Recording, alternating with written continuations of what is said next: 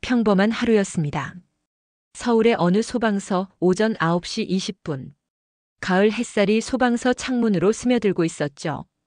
구급대원 김태호는 막 당직 교대를 마치고 휴게실에서 따뜻한 커피 한 잔을 들고 있었습니다. 소방서 안은 언제나처럼 조용했습니다. 가끔 무전기에서 들려오는 짧은 교신 소리만이 그 평온함을 깨트릴 뿐이었어요.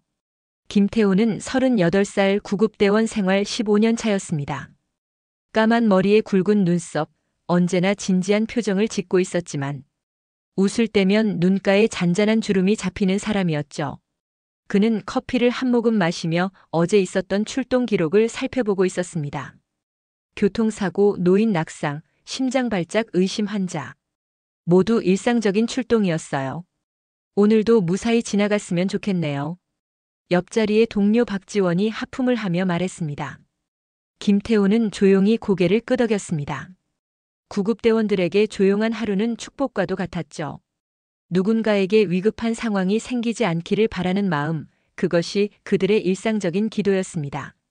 창밖으로는 평범한 도시의 아침이 시작되고 있었어요. 출근길에 오른 사람들, 등교하는 아이들, 아침 산책을 나온 노인들. 모두가 각자의 하루를 시작하고 있었습니다. 김태호는 창가에 서서 그 풍경을 바라보았죠.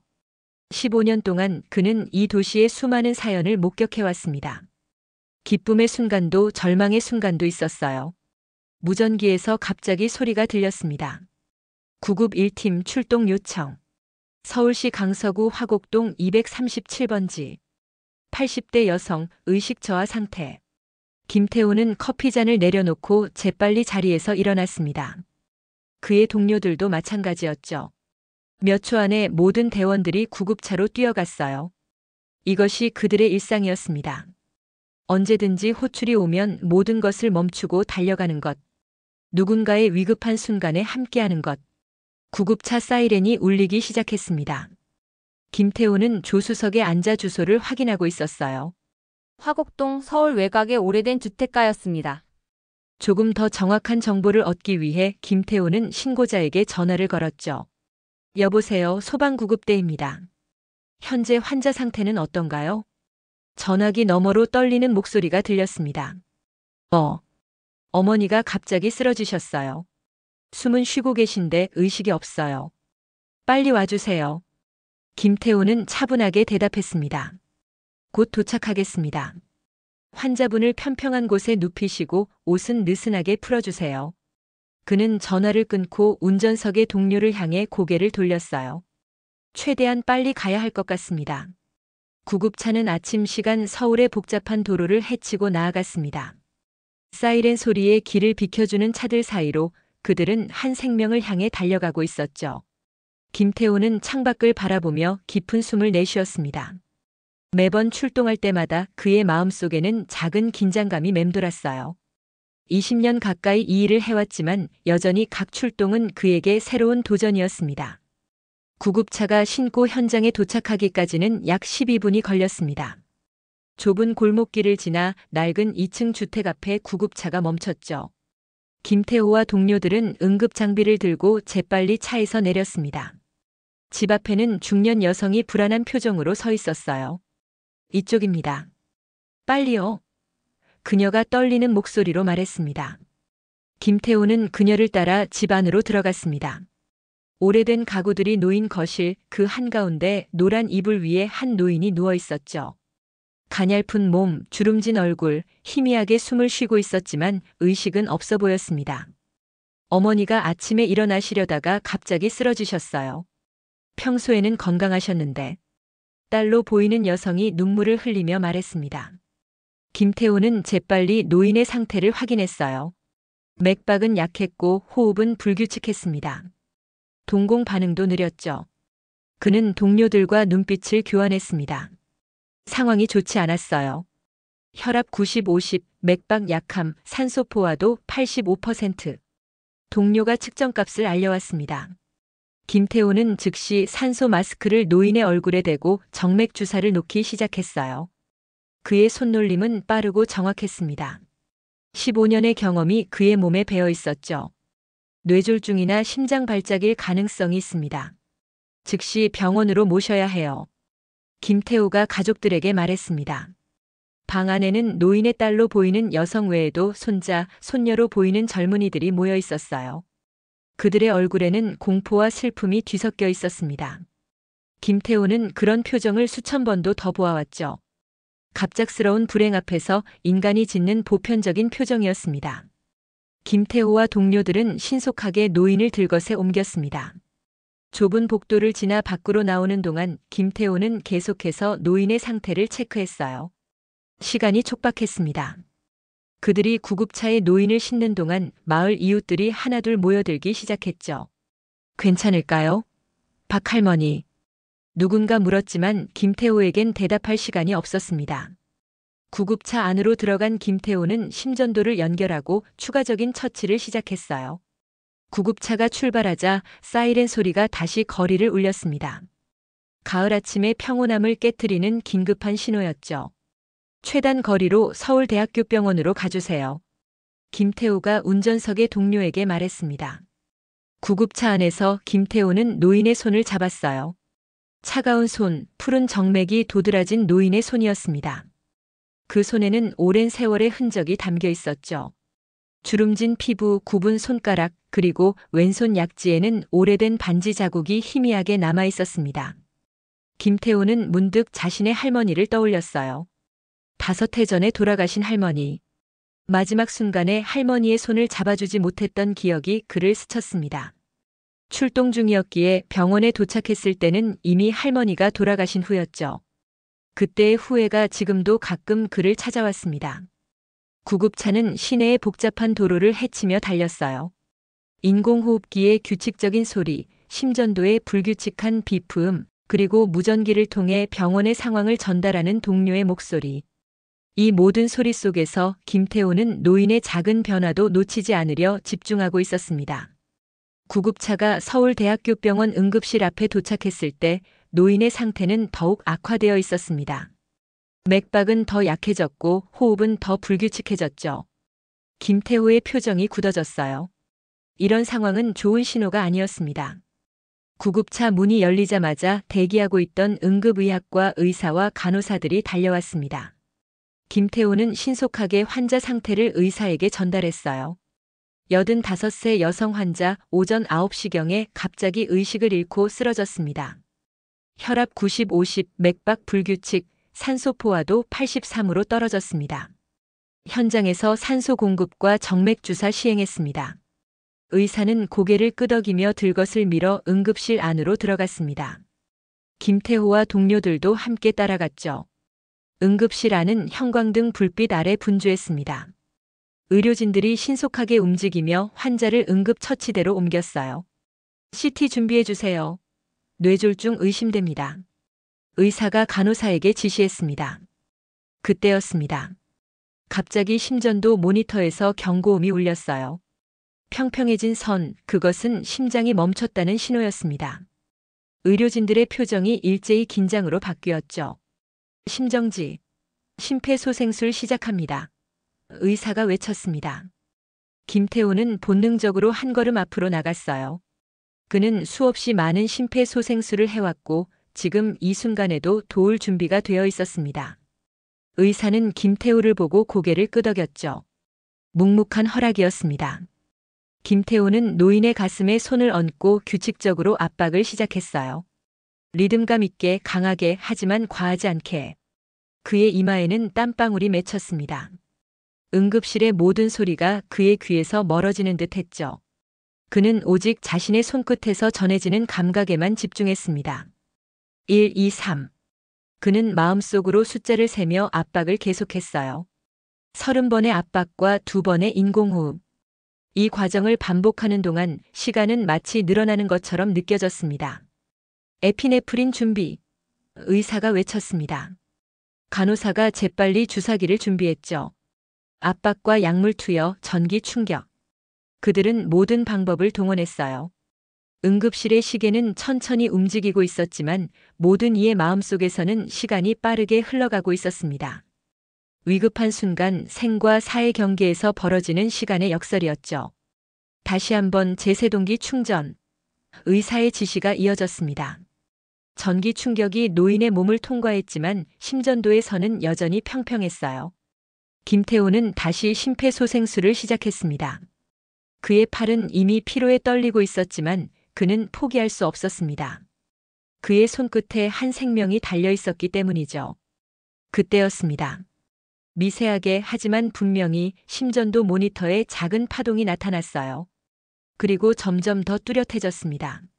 심장이 다시 뛰기 시작한 것이었죠. 자발순환 회복입니다. 간호사가 외쳤습니다. 김태호는 깊은 숨을 내쉬었어요. 땀에 젖은 얼굴로 그는 천천히 손을 내렸습니다. 그의 시선은 여전히 노인의 얼굴에 고정되어 있었죠. 창백했지만 미세하게 혈색이 돌아오고 있었습니다. 산소 유지하시고 중환자실로 이송 준비해 주세요. 의사가 말했어요. 김태호는 뒤로 물러서서 벽에 기대었습니다. 그의 몸은 피로했지만 마음은 한 생명을 되살렸다는 안도감으로 가득 찼습니다. 이것이 그가 이 일을 하는 이유였죠. 절망적인 순간에도 희망을 놓지 않는 것, 그것이 그의 직업이자 소명이었습니다. 응급실 문이 열리고 노인의 가족들이 불안한 표정으로 들어왔어요. 의사가 그들에게 다가가 상황을 설명하는 모습이 보였습니다. 처음에는 충격에 굳어있던 그들의 표정이 점차 안도감으로 바뀌어갔죠. 하지만 여전히 그들의 눈에는 불안함이 남아 있었습니다. 심정지를 겪은 노인의 상태는 여전히 위중했기 때문이었어요. 김태호는 조용히 응급실을 나섰습니다. 그의 임무는 여기까지였지만 그의 마음은 여전히 그 노인과 함께 있었죠. 수많은 환자들을 이송해왔지만 때로는 특별히 마음에 남는 경우가 있었습니다. 오늘의 노인이 그랬습니다. 그 약한 맥박과 푸른 손가락, 그리고 희미한 반지 자국. 모든 것이 그에게 깊은 인상을 남겼어요. 이틀 후 김태호는 다시 서울대학교 병원을 찾았습니다. 공식적인 방문은 아니었어요. 그의 근무 시간이 끝난 후였고 사복 차림이었습니다. 그는 단지 그 노인의 상태가 궁금했을 뿐이었죠. 오랜 구급대원 생활 중에 그는 가끔 자신이 이송했던 환자들의 상태를 확인하러 가곤 했습니다. 공식적인 업무는 아니었지만 그의 개인적인 마음 씀씀이었어요. 병원 로비에서 그는 안내 데스크에 물었습니다. 이틀 전에 입원하신 박순자 할머니 병실을 알 수 있을까요? 안내원은 컴퓨터를 확인한 후 대답했습니다. 중환자실 302호에 계십니다. 김태호는 고개를 끄덕이고 엘리베이터로 향했어요. 중환자실이라. 아직 상태가 위중하다는 뜻이었습니다. 그의 마음이 무거워졌죠. 중환자실 입구에 도착하자 그는 면회 시간을 확인했습니다. 다행히 지금이 면회 시간이었어요. 그는 입구에서 소독제로 손을 씻고 일회용 가운을 입었습니다. 그리고 조용히 중환자실 안으로 들어갔죠. 302호 침대, 거기에는 박순자 할머니가 누워 있었습니다. 산소 마스크를 쓰고 여러 기계에 연결된 모습이었어요. 침대 옆에는 중년 여성이 앉아 있었습니다. 아마도 그날 만났던 딸이었을 것입니다. 안녕하세요. 김태호가 조심스럽게 인사했습니다. 여성은 고개를 들었어요. 아, 그때 그 구급대원분. 김태호는 고개를 끄덕였습니다. 환자분 상태는 어떤가요? 의식은 돌아오셨지만 아직 말씀은 못하세요. 의사 선생님이 시간이 좀 필요하다고 하셨어요. 여성의 목소리에는 피로감이 묻어났습니다. 김태호는 할머니의 침대 쪽으로 시선을 돌렸습니다.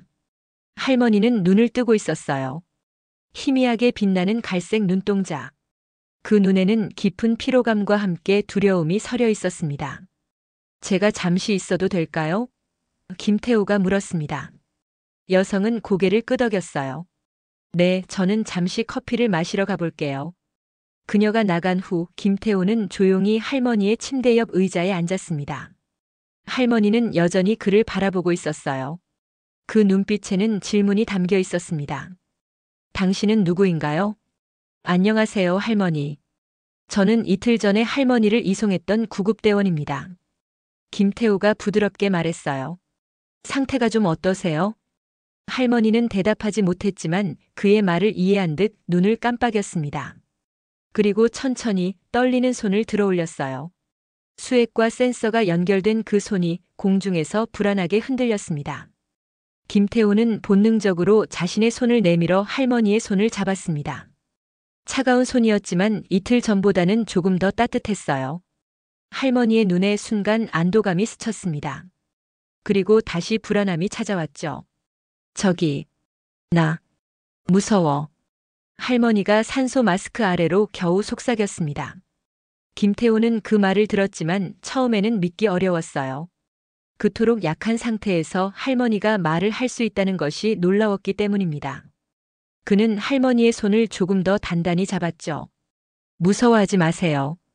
괜찮습니다. 할머니, 끝까지 제가 함께 있어 드릴게요. 김태호가 부드럽게 말했습니다. 할머니의 눈에서 눈물이 흘러내렸습니다. 그 맑은 방울이 주름진 볼을 타고 베개로 떨어졌어요. 김태호는 자유로운 다른 손으로 조심스럽게 그 눈물을 닦아주었습니다. 다들 가버렸어. 할머니가 다시 속삭였습니다. 그 목소리는 너무나 약해서 김태호는 몸을 숙여야만 들을 수 있었어요. 남편도, 친구들도, 다 가고, 나만. 김태호는 할머니의 말을 이해했습니다. 오랜 세월을 살아오면서 할머니는 수많은 이별을 경험했을 것입니다. 사랑하는 사람들을 하나둘 떠나보내고 결국 혼자 남겨진 외로움. 그리고 지금 죽음의 문턱에서 할머니가 느끼는 것은 공포였습니다. 모든 것이 낯설고 두려운 여정을 혼자 걸어가야 한다는 두려움이었죠. 저는 여기 있어요, 할머니. 김태호는 할머니의 손을 꼭 잡으며 말했습니다. 그의 목소리는 차분했지만 굳건함이 담겨 있었어요. 함께 있을게요. 할머니의 눈에 잠시 안도감이 찾아왔습니다. 그리고 그녀는 천천히 눈을 감았어요. 그렇게 조용히 수면에 빠져들었습니다. 하지만 그녀의 손은 여전히 김태호의 손을 꼭 붙잡고 있었죠. 마치 그 손이 그녀의 마지막 닷처럼. 김태호는 그 자리에 계속 앉아 있었습니다. 시간이 얼마나 흘렀는지 모르게 그는 그저 할머니의 손을 잡고 있었어요. 가끔 간호사가 들어와 할머니의 상태를 확인하고 갔지만 그는 자리를 떠나지 않았습니다. 할머니가 두려워하지 않도록 그곳에 계속 머물렀죠. 창밖으로 저녁 노을이 지기 시작했습니다. 병실 안에 붉은 빛이 스며들었어요.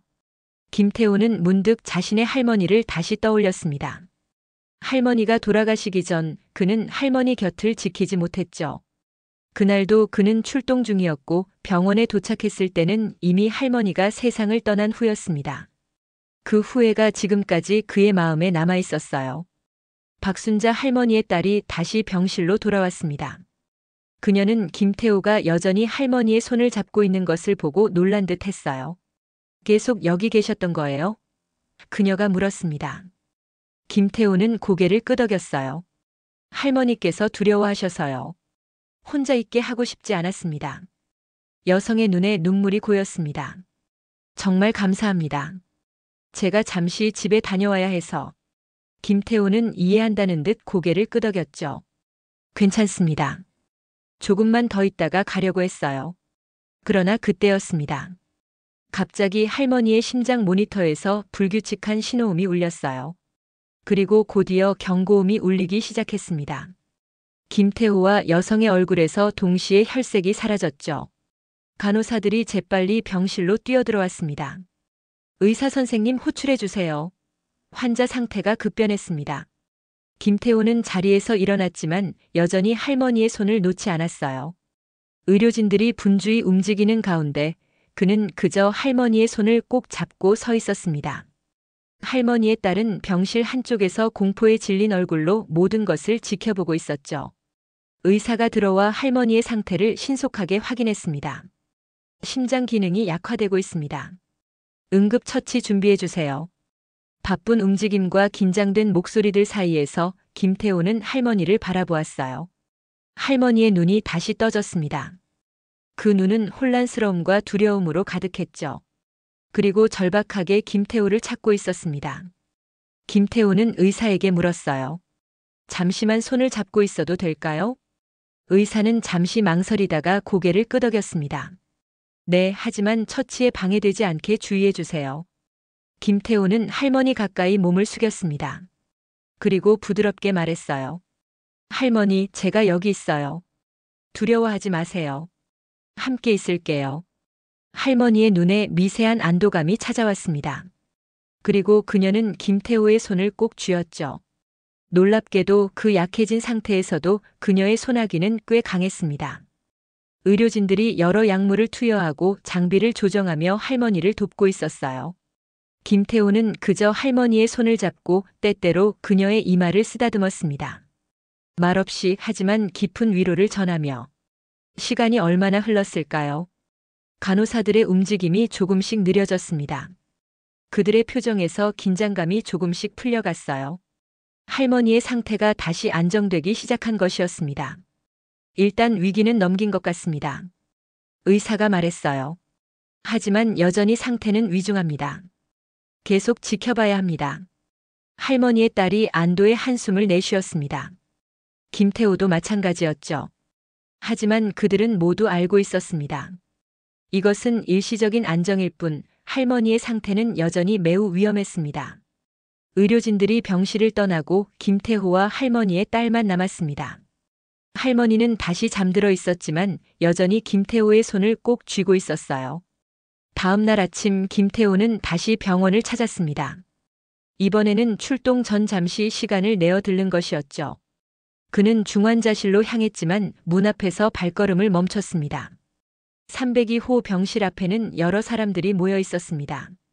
의사와 간호사들 그리고 할머니의 가족들로 보이는 사람들이었죠.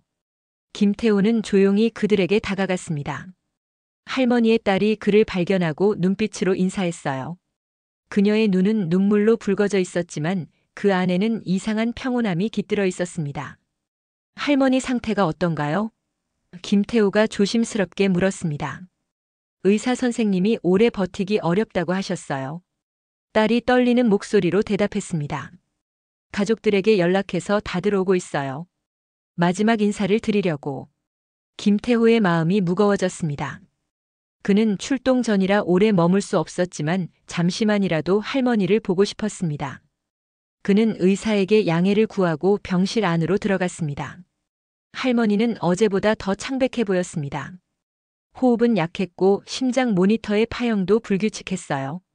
하지만 놀랍게도 그녀는 의식이 있었습니다. 그리고 김태호가 들어오자 희미하게 눈을 반짝였죠. 김태호는 할머니의 침대 곁으로 다가갔습니다. 그리고 자연스럽게 할머니의 손을 잡았어요. 그 손은 어제보다 더 차가웠습니다. 생명의 온기가 조금씩 빠져나가고 있었죠. 안녕하세요, 할머니. 김태호가 부드럽게 인사했습니다. 오늘은 어떠세요? 할머니는 대답하지 않았지만 그녀의 눈빛이 말하고 있었습니다. 알고 있어. 내가 오래 버티지 못할 거라는 것을. 김태호는 할머니의 손을 조금 더 단단히 잡았습니다. 그리고 조용히 말했어요. 저는 곧 출동해야 해서 오래 있지 못하지만 할머니 가족분들이 곧 다 오실 거예요. 조금만 기다리세요. 할머니의 눈에 불안함이 스쳤습니다. 그리고 다시 한번 김태호의 손을 약하게 쥐었죠. 그 순간 김태호는 결정을 내렸습니다.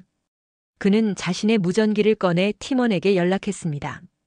대원님, 제가 개인적인 사정으로 오늘 근무를 대체해 줄 수 있는지 문의드립니다. 김태호가 말했어요. 그는 짧게 상황을 설명했고 다행히 팀원은 이해해 주었습니다. 김태호는 할머니의 손을 잡은 채 의자에 앉았습니다. 할머니, 제가 여기 있을게요. 끝까지 함께 있어 드릴게요. 할머니의 눈에 안도감이 찾아왔습니다. 그리고 천천히 눈을 감았죠.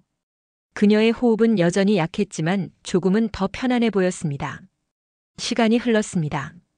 할머니의 가족들이 하나둘 병실에 도착했고 그들은 할머니 곁에 모여 앉았습니다. 손자, 손녀, 그리고 친척들까지. 그들은 조용히 울기도 하고 할머니에게 말을 걸기도 했습니다. 감사의 말, 사랑의 말, 그리고 작별의 말들이 병실을 채웠습니다. 하지만 놀랍게도 할머니는 계속해서 김태호의 손을 잡고 있었습니다. 그녀의 가족들은 처음에는 의아해했지만 곧 이해했습니다. 김태호는 할머니의 마지막 순간을 함께하는 중요한 존재가 되어 있었습니다. 오후가 되자 할머니의 호흡은 더욱 약해졌습니다. 심장 모니터의 파형도 점점 낮아졌습니다. 그녀의 가족들은 모두 침대 주위에 모여 있었고 김태호는 여전히 할머니의 손을 잡고 있었습니다. 할머니, 저희가 여기 있어요. 손녀가 눈물을 흘리며 말했습니다. 사랑해요, 할머니. 할머니의 눈이 천천히 떠졌습니다. 그녀는 약한 미소를 지었고 그녀의 시선은 방 안을 천천히 돌아다녔습니다. 가족들 하나하나를 바라보고 마지막으로 김태호에게 머물렀습니다. 고마워요. 할머니가 거의 들리지 않는 목소리로 말했습니다. 김태호는 고개를 끄덕였습니다. 천만에요, 할머니. 저도 감사합니다. 할머니는 다시 눈을 감았습니다. 그리고 천천히, 아주 천천히 그녀의 호흡은 멈추었습니다. 심장 모니터의 선이 평평해졌고 방 안이 갑자기 조용해졌습니다. 할머니는 평화롭게 떠났습니다. 그녀의 가족들에게 둘러싸여 그리고 낯선이지만 그녀의 마지막 순간을 함께 해준 김태호의 손을 잡은 채로 의사가 들어와 할머니의 상태를 확인했습니다. 그리고 시간을 기록했습니다. 오후 3시 17분. 환자 사망 확인했습니다. 가족들이 울음을 터뜨렸습니다. 슬픔과 안도감이 뒤섞인 복잡한 감정이었습니다. 그들은 할머니가 평화롭게 갔다는 것을 알고 있었습니다. 김태호는 조용히 할머니의 손을 놓았습니다. 그리고 침대에서 물러났습니다. 그의 역할은 여기까지였습니다. 이제 가족들이 그들만의 시간을 가질 차례였습니다. 그는 병실을 나서려 했지만 할머니의 딸이 그를 불렀습니다. 구급대원님, 잠시만요. 김태호는 돌아섰습니다. 여성은 그에게 다가와 두 손을 맞잡았습니다. 정말 감사합니다. 어머니의 마지막을 함께 해주셔서. 김태호는 고개를 끄덕였습니다. 제가 해야 할 일이었습니다. 아니요, 당신은 그 이상을 해주셨어요. 여성이 말했습니다. 어머니가 외롭지 않게 해주셨어요. 그것만으로도 우리 가족에게는 큰 위로가 됩니다. 김태호는 조용히 병원을 떠났습니다. 그는 구급차가 주차된 소방서로 돌아갔습니다. 동료들은 그가 무슨 일이 있었는지 물었지만 그는 그저 미소만 지었습니다. 그것은 그와 할머니 사이의 이야기였습니다. 일주일이 지났습니다. 가을 하늘은 더욱 높아지고 아침 저녁으로 선선한 바람이 불기 시작했습니다. 김태호는 평소처럼 소방서에서 근무하고 있었습니다. 그날의 일은 점차 그의 기억 속에서 잔잔하게 자리 잡고 있었죠. 그에게는 또 다른 출동, 또 다른 환자들이 있었습니다.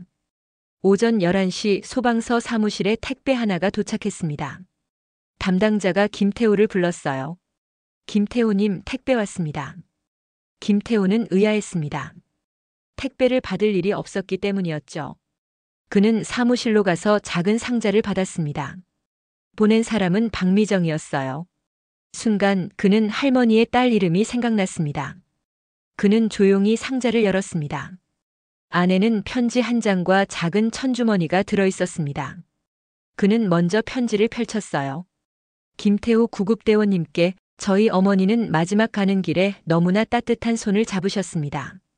그 손이 제 어머니의 마지막 위로였을 것입니다. 어머니께서는 평생 손을 잡고 가는 것을 좋아하셨습니다. 어릴 적 제 손을 잡고 학교에 데려다 주시던 모습, 아버지와 손잡고 산책하시던 모습이 생각납니다.